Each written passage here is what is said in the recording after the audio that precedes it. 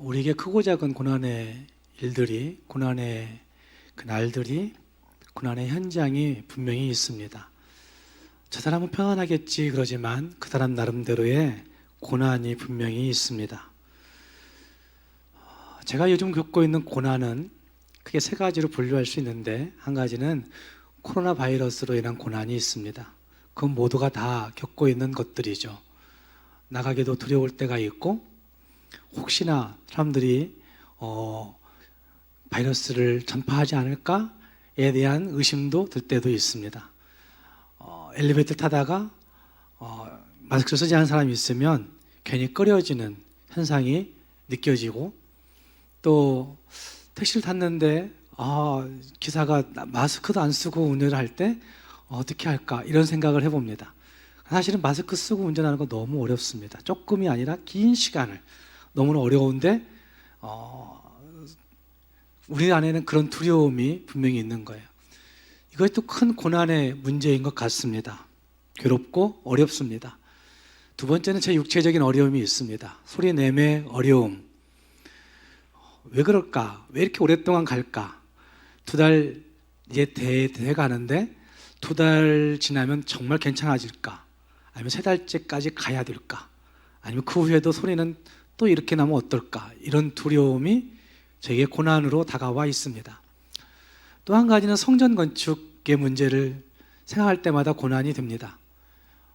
정말 잘 건축돼야 될 텐데, 설계가 잘 돼야 될 텐데, 설계사는 열심히 하고 있는 것일까에 대한 생각부터 시작해서 이렇게 배치하는 게 옳을까, 저렇게 배치하는 게, 여러 사람들의 생각들이 있겠지만 그런 것들부터 시작해서 좋은 시공사가 선정돼야 되는데 시공사는 어떤 시공사가 과연 입찰에 응했을까에 대한 고민들, 대출 받으려고 은행권들을 만나고 다니면서, 시험장들을 만나고 다니면서, 그래, 교회가 대출이 안 되면 어떻게 될까? 이율이 높아지면 어떻게 될까?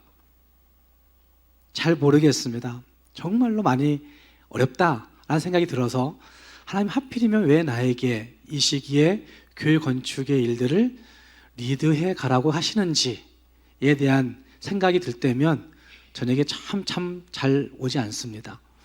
예배의 처소를 어디로 옮겨가야 될까? 이것도 고민이죠. 이 많은 성도들을 어디로 가서 우왕좌왕하게 만들면 안 될 텐데 예배의 처소로 옮겨가는 문제도 고난입니다. 그런데 그 고난이 저에게 고통으로 다가오지는 않는 것 같습니다. 제가 고난과 고통의 문제를 이 코로나 때문이었지만 욥기로 다시 보면서 성도들에게 설교하려고 많이 묵상해 보고 있는데, 고난과 고통은 다른 것 같고, 또 고난, 고통이 있다 할지라도 다 상처가 되는 건 아닌 것 같습니다. 그래서 고난과 고통, 상처가 다른 차원의 얘기인 것 같습니다. 여러분들에게 많은 고난이 있을 수 있습니다. 진짜 한자 그대로 괴롭고 어려운 고난의 문제가 있을 수 있습니다. 근데 여러분 생각해 보십시오. 오늘 설교를 들으면서 과연 그 고난이 내게 고통으로 다가오고 있는지, 통증으로 다가오고 있는지, 아픔으로 다가오고 있는지, 그 고난의 일, 고난의 현장, 고난의 상황이 과연 나에게 통증을 줄 만큼의, 정신적인 통증 그리고 육체적인 통증을 줄 만큼의 어떤 문제로 다가오고 있는지, 또 그것이 더 심해져서 결국은 내 안에 큰 상처가 되어가지고, 상처로 말미암아, 고난이 가져준 상처로 말미암아 다른 사람에게도 그 상처를 전달하는 단계까지 가 있는지, 이걸 한번 생각해 보시면서 오늘 말씀을 함께 나눠볼 수 있었으면 좋겠습니다. 대체로 심리학자들은 여러 가지 고난의 일들이 우리에게 큰 상처로 다가와 결국 그 사람들에게 어떤 류의 억압 감정이 생겨나게 된다고 이야기를 합니다. 근데 그 억압 감정은 한 7가지 정도의 형태로 나타나게 되는데, 실망감, 자기 모멸감, 불만족, 그리고 고르지 못한 감정의 변동들, 그리고 건강과 신체적, 여기에도 문제가 생기게 되는 거예요.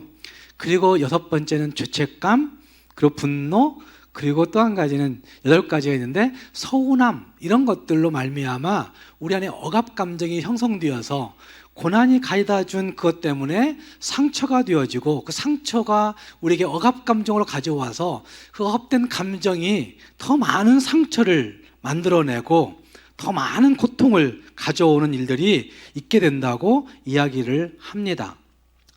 우리가 살아가는 세상 속에 이런 고난과 고통과 상처가 계속해서 나타날 수 있다는 사실들을 우리가 인지할 때에는 이걸 어떻게 처리할 것인가, 이걸 어떻게 내가 해석하고 받아들여야 될 것인가의 문제를 믿음으로 결단해야만 하는 것입니다. 함께 읽은 말씀에도 그런 이야기를 하고 있습니다. 욥이 고난의 문제가 있었습니다. 그런데 욥에게 그 고난이 왜 고통이 되었을까의 문제를 생각해 보셔야 됩니다.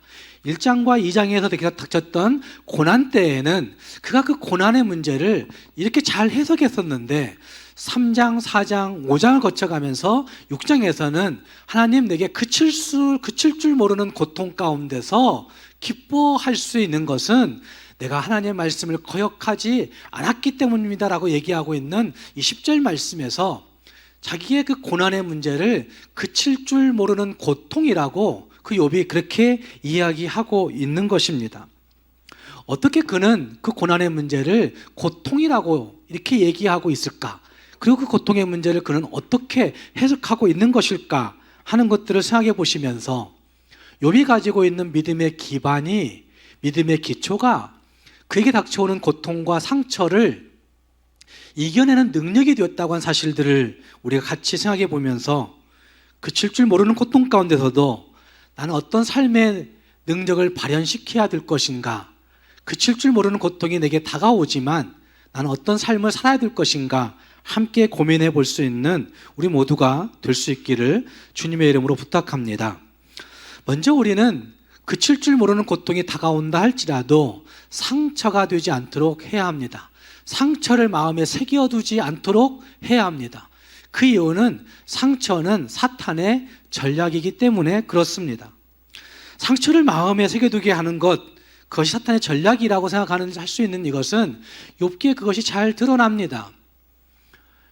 욥은 자기에게 닥쳤던 그 감당할 수 없는 시련, 감당할 수 없는 고난의 문제 앞에 1장, 2장에서는 훌륭하게 잘 반응하고 있는 모습이 거기에 등장합니다. 우리가 알고 있는 대로 욥기 1장 20절 말씀에서 욥은 그 자식들의 죽음, 재산의 날아감, 이걸 경험하고서 이런 태도를 취합니다. 일어나 겉옷을 찢고 머리를 밀고 땅에 엎드려 예배했다. 슬픔을 표현하지만 그러나 예배하고 있는 모습이 거기 등장합니다. 21절 말씀에서는 우리가 잘 알고 있는 대로 이렇게 얘기합니다. 같이 읽어보겠습니다. 시작. 이르되 내가 모태에서 알몸으로 나왔사온즉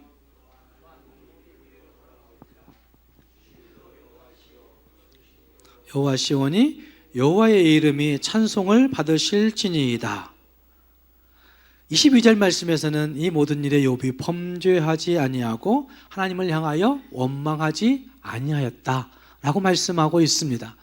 고난의 일들이 그에게 다가왔지만 정말 견딜 수 없는 고난이었지만 그 고난 앞에서 그는 하나님의 주권을 인정하고 예배함으로 말미암아 하나님으로 말미암아 해석하여서 결국 그는 입술로 뭐하지 않았다? 범죄하지 않았다. 이렇게 얘기하고 있는 말씀이 나타나고 있습니다. 2장에 와서는 자기 육체에 큰 질병이 임하여서 너무나 큰 고난이 그에게 닥쳐왔습니다. 그럼에도 불구하고 그는 2장 10절 말씀을 보면 이 모든 일에 욥이 뭐하지 아니하였다? 입술로 범죄하지 아니하였다라고 말씀하고 있습니다. 다시 말해서 고난의 문제 앞에서 그걸 하나님이라고 하는 필터를 통해서 해석함으로 그 고난이 그에게 여전히 있지만 그는 그것을 통증으로 느끼지 아니하고 그걸 상처로 마음에 쌓아두지 아니하여서 결국 하나님 앞에서 그것들을 긍정적으로 잘 해석하는 믿음의 본을 부여내고 있다는 말입니다. 이랬던 욥이 욥기 6장에 와서는 달라집니다. 그건 분명 욥도 사람이란 사실을 볼 수가 있습니다. 자식이 다 죽고 모든 재물이 다 없어지는 그 어려운 고난의 현실 속에서 굉장히 큰 두려움이 있었을 것입니다. 얼지 아빠를 모르고 정말 복잡한 심정, 복잡한 감정이 그에게 계속해서 일어났을 것입니다. 또 생각해 보면 남자로서, 아빠로서 참 무력하구나, 내가 자식들 하나 지켜내지 못했구나 라고 하는 그 무력함 때문에 화가 났을 수도 있습니다. 또 아내에게서 차라리 하나님 욕하고 죽어 이렇게 얘기하는 그 이야기를 듣는 그 남편, 아빠, 남자로서 내가 아내 하나도 간수하지 못했구나, 내가 아내 하나도 책임지지 못하는 남자였구나 라고 하는 그 생각은 그게 큰 실망감을 가져다 주었을 것입니다. 뿐만 아니라 그 안에 꽁꽁 감춰두었던 자기 자신만 알고 있는 어떤 죄가 있었을 터인데 그 죄 때문에 이렇게 벌받았구나라고 하는 죄책감이 그에게 찾아들었을 수도 있습니다. 그래서 그는 이런저런 여러 가지 감정들이 복합적으로 다가옴으로 말미암아 굉장히 힘든 시간을 보내고 있음에 틀림이 없었을 것입니다. 그럼에도 불구하고 그는 믿음의 확실함을 가지고 있었기 때문에 오늘 본문에도 말하고 있는 것처럼 하나님의 말씀을 거역하지 아니함으로 말미암아 그칠 줄 모르는 고통 가운데서도 나는 기뻐할 수 있다고 얘기하고 있는 것처럼 그 믿음의 확실함으로 말미암아 다시 추스르고 다시 돌이키고 다시 일어나고 이런 모습을 반복하며 지내왔을 것이라는 말입니다. 그럼에도 불구하고 그 친구들이 다가와 여러 가지 말들을 하는 것들은 막을 길이 없었습니다. 차라리 오지 않았으면, 차라리 친구들이 말하지 않았으면, 차라리 친구들이 뭐라고 나에게 사람의 해석을 말하지 않았더라면 좋았을 텐데 그 친구들은 사람의 해석을 가지고 그 욥에게 여러 가지 이야기들을 해 주었습니다. 다시 말해서 고난의 현실이 있지만 이 고난의 문제를 인간의 필터를 가지고, 인간의 생각을 가지고, 인간의 관념을 가지고, 가치를 가지고 해석한 이야기들을 4장과 5장에서 하고 있는 것입니다.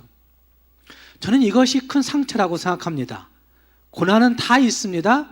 그런데 그것이 고통이 되는 이유는 사람의 해석을 들을 때, 사람의 이야기를 들을 때 고통이 되고, 사람의 해석을 귀담아 듣고 그걸 마음에 새기게 될 때 상처가 쌓이게 되는 현상들이 많이 나타날 수 있다는 사실들을 볼 수 있다는 말입니다. 그래서 함께 읽은 말씀 가운데서 그 상처를 여러 가지로 표현하고 있는 것을 볼 수 있습니다. 4절 말씀에서는 욥이 이런 얘기합니다. 전능자의 화살이 내게 박힘에, 하나님이 화살을 쏜 적이 있습니까? 그것도 독 화살을 쏜 적이 없습니다. 그런데 4장과 5장에서 그 친구 엘리바스의 이야기를 듣고 난 다음에 하나님, 이 이야기들이, 사람의 해석들이 하나님이 내게 준 독 화살 같아요, 이런 얘기예요. 굉장히 큰 두려움이라는 거죠. 히브리어 성경에서는 이 화살을 화살들로 표현하고 있습니다. 그러니까 한 번이 아니라 여러 번의 독 화살이 내게 쏘아지고 있는 것을 표현하고 있는 거예요. 독이 묻은 그 화살이 자기의 영을 해롭게 한다고 하는 표현을 나의 영이 그 독을 마셨다라고 하는 표현으로 하고 있습니다. 그래서 그에게 임한 것이 무엇이냐면 하나님에 대한 두려움이라고 그는 표현하고 있는 것입니다. 하나님에 대한 두려움, 그것은 선한 두려움일 수 있고 긍정적인 두려움일 수도 있겠지만 지금 욥이 갖고 있는 하나님에 대한 두려움은 부정적인 두려움이요, 굉장히 안 좋은 두려움으로 작용하고 있는 걸 볼 수가 있습니다. 자식 7남매를 다 잃었을 때에도 이런 두려움에 빠진 적이 없습니다. 재산을 잃었을 때에도 이런 두려움에 빠진 적이 없습니다. 근데 하나님과의 관계가 괜찮으니까 건강을 잃었을 때에도 이 두려움에 빠진 적이 없습니다. 그런데 사람의 이야기를 듣는 과정 속에서 사람으로 인한 상처가 그에게 쌓여감을 통해서 결국 그는 하나님에 대한 두려움이 엄습해 오는 것을 막을 길이 없어서 하나님이 내게 독 화살을 쏘았습니다라고 얘기할 정도의 두려움이 그에게 작용하고 있다는 말입니다. 상처는 두려움을 만들어냅니다. 두려움의 감정은 다른 모든 것들의 감정을 이끌어내는 가장 안 좋은 감정이라고 심리학자들은 이야기합니다. 두려움에서부터 모든 게 출발되기 때문에 두려움의 감정은 좋지 않다고 얘기합니다. 그런데 그 두려움이 왜 생기냐고 물어본다면 욥의 경우를 볼 때에 사람의 해석을 들을 때, 사람의 이야기를 들을 때, 사람의 상처를 꼬집는 것 같은 많은 이야기를 들을 때 결국 그것이 상처가 되어서 하나님에 대한 두려움으로 작용한다는 말입니다. 어쩌면 사탄이 욥이 그것을로도 넘어지지 않을 것 같으니까 사람들을 보내서 사람의 해석을 듣게 하는지도 모릅니다. 그래서 사탄의 전략이라고 얘기할 수가 있는 거죠. 그래서 그 두려움으로 말미암아 하나님도 싫고 사람도 싫고 두려움으로 말미암아 생도 싫고 모든 게 싫은 그런 일이 되고 마는 겁니다. 또 한 가지 두려움은 상처는 무기력하게 한다는 데 문제가 있습니다. 함께 읽은 말씀 12절 말씀과 13절 말씀에서 욥은 이런 표현을 하고 있습니다. 나의 기력이 어찌 돌의 기력이겠느냐? 나의 살이 어찌 노쇠겠느냐? 이 말을 왜 하겠습니까? 11절 말씀에는 이런 표현이 있습니다. 내가 무슨 기력이 있기에 더 기다리겠느냐? 이런 말이죠. 내 마지막이 어떠겠기에 더 참을 수 있겠느냐? 이런 표현이에요. 이제까지 잘 참고 견뎌왔는데 이제는 참을 힘도 없고 기력도 없고 다 맥 빠져서 못하겠다 이 얘기예요. 그러면서 12절 말씀에서 내 기력이 돌의 기력이겠어요? 내 기력이 쇠의 기력이겠어요? 이런 표현을 하고 있는 겁니다. 더 이상 버틸 힘이 없다는 겁니다. 더 이상 지탱할 능력이 없다는 겁니다. 무기력하게 되어버린 거예요. 상처가 계속됨으로 말미암아, 사람의 해석을 들음으로 말미암아 이런 일들이 벌어지고 있는 겁니다. 13절에서는 이런 표현하고 있습니다. 나의 도움이 내 속에 없지 않아. 내 속에 아무리 돌아봐도 내 도움 없잖아. 이런 얘기예요. 내 능력이 내게서 이미 쫓겨난 적 오래된 것 같아. 이런 표현이에요. 하나님을 도움 삼고 하나님을 능력 삼고 살아왔는데 이제 그것도 없다는 표현입니다. 13절을 다른 번역에서는 이렇게도 얘기했어요. 나의 도움이 되시는 하나님, 곧 그를 구원하실 수 있는 하나님의 도움이 내 속에 있는 것 같지 않고 나의 능력이신 하나님의 구원도 내게서 너무 멀리 떨어져 있는 것 같아. 나 살아갈 소망이 없구나. 이런 표현으로 번역하고 있는 것을 볼 수가 있어요. 하나님의 도움도 없다는 거예요. 하나님이 내 능력되었었는데 이제 그 구원도 다 멀리 있는 것 같아서 나 살아갈 소망이 없어. 이런 표현을 욥이 하고 있는 거예요. 여러분 이런 감정이 무엇에서 온 것이라고 생각하십니까? 그 전에 욥은 주신 이도 여호와시오 취하신 이도 여호와시니 하나님 영광 받으십시오. 하나님 다 가져가셨는데 내가 뭘 더 바라겠느냐고 이렇게 얘기하면 하나님 바라보았어요. 근데 지금은 하나님 내 도움 되시지 않고 하나님의 구원도 나에게 없어서 나 살 소망이 없다고 이렇게 얘기하는 이 무기력함은, 이런 감정은 어디에서부터 온 거라고 생각하십니까? 그건 사람으로 인한 상처들로 말미암아 상처가 쌓일 때 이런 현상이 벌어지고 그 상처가 머물게 함으로 말미암아 결국 우리는 사탄의 전략, 무기력함에 빠질 수가 있다는 사실을 보여주고 있는 것입니다. 또 한 가지 세 번째로는 극심한 낙담 가운데 빠질 수가 있습니다. 14절 말씀에 낙심한 자가 비록 전능자 경유하기를 버릴지라도 그의 친구들로부터 봉정을 받느니라 라고 하는 말을 하고 있는데, 하나님도 나를 도우시지 않고 그러니 나는 낙심할 수밖에 없다. 그렇게 해서 친구들도 도울 수 있을 텐데 친구들도 믿을 것이 없다. 이런 표현이에요. 극단적인 낙심의 표현을 하고 있는 것입니다. 더 나아가서는 아무 능력 없다고 하는 표현들을 하고 있는 겁니다. 상처가 골마 터지면 낙심이 극심하게 오게 되는 거죠. 낙담이 극단적으로 오게 된다는 말입니다. 왜 그렇게 되는 겁니까? 고난의 일 때문에 오는 것이 아니라 일이 없어지고 그러잖아요. 일이 없어지고 돈을 못 벌게 되고 이런 것도 큰 어려움이지만 괴로움이지만 그것보다는 사람들의 댓글을 견디다 못해서 극단적 낙심으로 말미암아 생을 끓는 일들이 많은 걸 보면 결국 이것이 문제가 된다는 거죠. 사람들의 이야기를 너무 크게 듣는 그 상처, 그것이 문제가 된다는 말입니다. 또 한 가지는 친구들을 향한 비난으로 나타날 수 있다는 것입니다. 21절부터 23절 말씀에 이런 말씀을 합니다. 욥이 이제 너희는 아무것도 아니로구나. 참 친한 친구들이었는데 너희는 아무것도 아니야 내게. 그러면서 22절에서는 내가 언제 너희에게 무엇을 달라고 말했더냐, 나 좀 도와달라고 했던 적 있었어? 그 말이죠. 나를 위하여 너희 재물을 선물로 달라고 하더냐. 23절 말씀 같이 읽어보겠습니다. 시작. 내가 언제 말하기를 구원하라 하더냐.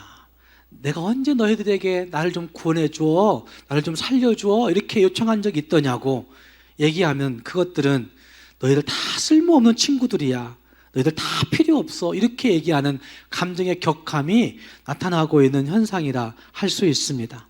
자신을 정죄하고 막대하는 친구들에 대한 서운함의 모습이 분노로 화로 표출되고 있는 여러 가지 감정을 거기에서 읽을 수가 있는 것이죠. 어쩌면 분노는 하나님이 주신 감정입니다. 그런데 분노를 여러분 생각해 보십시오.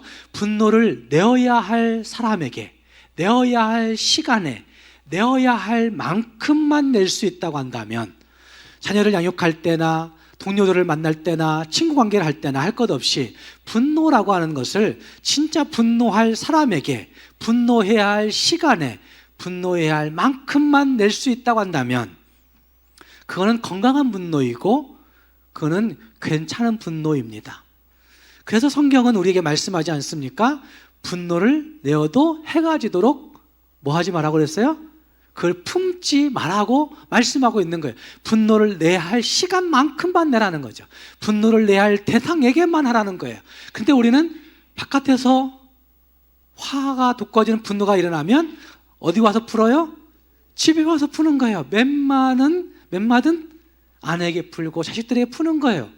그래서 그 분노가 잘못된 걸로 표현될 수 있는 가능성이 많은 거란 말씀이죠. 시간이 지나도 분노가 수그러지지 않는 겁니다. 실제 분노를 유발한 사람이 멀리 있어도 상관이 없는 거예요. 그 사람을 가까이 있는 것처럼 생각하고 있고 그것 때문에 다른 사람에게 시도 때도 없이 분노를 발산하는 데 문제가 된다는 말씀이죠. 그리고 그 분노로 말미암아, 그 화로 말미암아, 상처로 말미암아 다른 사람들에게 상처를 던지고 정말 화살을 쏘고 이런다는 데 문제가 되는 거죠.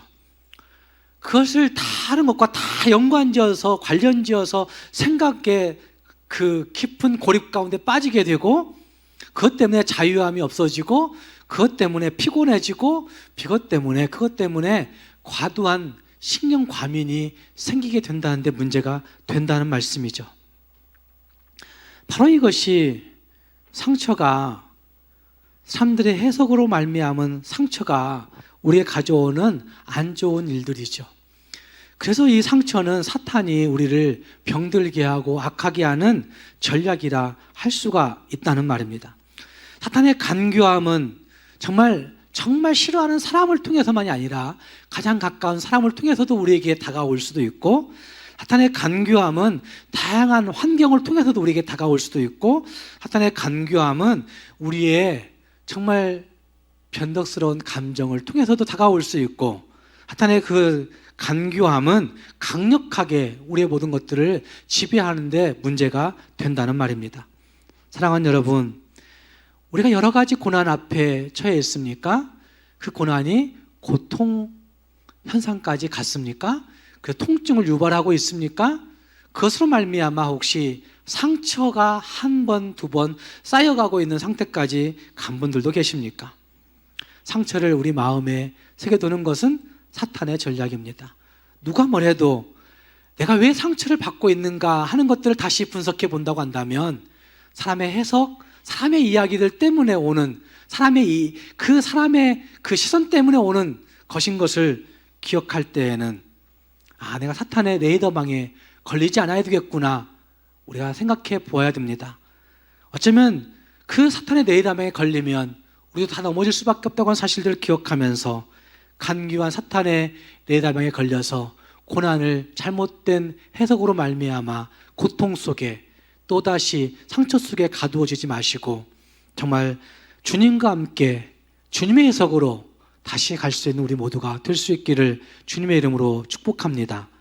또 항상 생각할 수 있는 것은 그 고난의 일들이 고통으로 다가왔다 할지라도 하나님을 향한 소원과 하나님을 향한 기대가 있을 때 그 상처와 고통을 이길 수가 있습니다.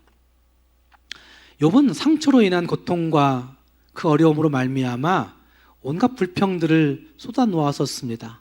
그렇지만 여기 6장 8절 말씀을 보시면 욥은 이렇게 이야기합니다. 나의 간구를 누가 들어줄 것이며 나의 소원을 하나님이 허락하실까?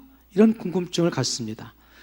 우리 번역에서는 이것을 의문문으로 번역했지만 원래 히브리어에서는 이것이 기원문으로 번역할 수 있는 구절입니다. 그냥 기원문으로 쓰였다고 보시면 돼요. 그걸 기원문으로 번역하면 이렇게 얘기할 수 있어요. 그 요약문에 있는데 하나님이 나의 구하는 것을 얻게 하시며 나의 사모하는 것 주시기를 내가 갈망하나니, 이 개역성경에서 번역한 번역이에요. 하나님이 나의 구하는 것을 얻게 해주시기를 원합니다. 하나님이 내 사모하는 것을 주시기를 원합니다. 이런 기원이 담겨져 있다는 말입니다. 그렇게 번역해야 맞는 것인 것을 볼 수가 있는데 생각해 보십시오. 9절 말씀에서 욥은 이렇게 얘기합니다. 이는 곧 나를 멸하시기를 기뻐하사 하나님이 그의 손을 들어 나를 끊어버리실 것이라. 하나님 나를 멸하셨구나. 하나님 나를 끊어버리셨구나. 이런 표현을 하고 있어요. 참 하나님이 자기 생명을 가져간 것 같은 그런 느낌을 받고 있습니다. 그런데 이 구절을 다시 생각해 보시면 하나님이 나를 부수시고 멸하시고 끊어버리시면 안 되는데 하나님 내가 당신을 사모합니다. 이런 표현이에요. 나 돈 필요 없습니다. 나 재산 필요 없습니다. 하나님 나 자식도 필요 없습니다. 정말 하나님 나를 끊어버리지는 마십시오. 이런 고백을 하고 있습니다. 9절 말씀을 읽으시면서 여러분 하나님 손에 죽고 싶다는 얘기일까요? 하나님 나를 멸하시기를 기뻐하신 하나님이잖아요. 하나님 나를 끊어버리시기를 기뻐하신 하나님이시잖아요. 참 하나님이 자기를 끊어버리시기를 원하는 그런 표현일까요? 하나님 손에 죽고 싶다는 이야기일까요? 저는 그렇게 보지 않습니다. 그렇기 때문에 강한 부정의 이야기는 강한 긍정을 표현하고 있는 기원으로, 소원으로 볼 수 있다는 것이죠. 어려움 속에서, 너무나 극한 어려움 속에서 고통하고 있으니까 그 고통 속에서 하나님 나 정말 죽고 싶을 정도로 힘들어요. 그러니까 하나님 내 소원 들어주세요. 이런 표현으로 8절과 9절을 해석할 수 있다는 말입니다. 10절 말씀에서는 그 욥이 이런 표현하고 있습니다. 여러 가지 표현하다가 그칠 줄 모르는 고통 가운데서도 기뻐하는 것은 내가 거룩하신 이의 말씀을 거역하지 아니하였음입니다. 라고 그렇게 고백하고 있습니다. 8절 말씀, 9절 말씀 할 수 있는 이유는 그 다음 10절 말씀에서 내가 그칠 수 모르는 고통이 내게 오지만, 그칠 줄 모르는 고통이 내게 있지만 그러나 하나님 내 기뻐할 수 있게 해주십시오. 나 주의 말씀 신뢰하니까, 이런 표현이란 말씀이죠. 어쩌면 그가 가지고 있는 소원은 하나님이 자기의 생명을 가져가시는 것 아닙니다. 그가 가진 소원은 하나님이 내 생명 끝내는 것 아닙니다. 극심한 그 고통 가운데서도 하나님의 말씀 때문에 기뻐하는 것이고, 극심한 고통 가운데서도 하나님 그분으로 말미암아 만족해 하는 그 믿음을 지켜가는 것이 그의 소원이라는 사실을 보여주고 있습니다. 사랑하는 여러분, 고난의 시험이 있습니까? 고난의 현실이 그칠 줄 모르게 다가와서 욥처럼 그칠 줄 모르는 고통 가운데 라고 표현하고 싶으신 분들도 계실 것입니다. 그러나 고통으로 가지 않기를 바랍니다. 고통까지 가면 이렇게 어려운데 또 더 나아가서는 고통 가운데서 상처가 되지 않기를 바랍니다. 가장 크게 기억해야 할 것은 하나님과의 관계가 살아있어야 되는 것이죠. 그래서 그칠 줄 모르는 고통 가운데 있지만 그럼에도 불구하고 뭐 할 수 있어요? 욥처럼 기뻐할 수 있었으면 좋겠다, 이런 다짐을 가져보시길 바랍니다.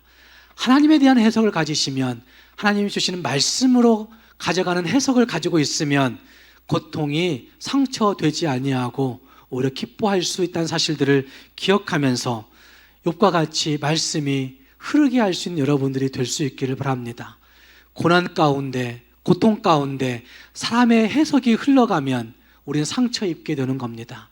그러나 고난 가운데, 고통 가운데 하나님의 말씀이 여러분의 머리끝부터 발끝까지를 관통하게 되면, 하나님의 말씀이 여러분의 생각을 관통하게 되면, 하나님의 말씀이 여러분의 삶 속에 적용되어져서 여러분의 발과 손이 그 적용되어진 말씀을 가지고 살 수만 있다고 한다면, 그렇다고 한다면 그것이, 그 고통과 그 고난이 여러분에게 상처로 다가오지 않을 수 있다는 말입니다.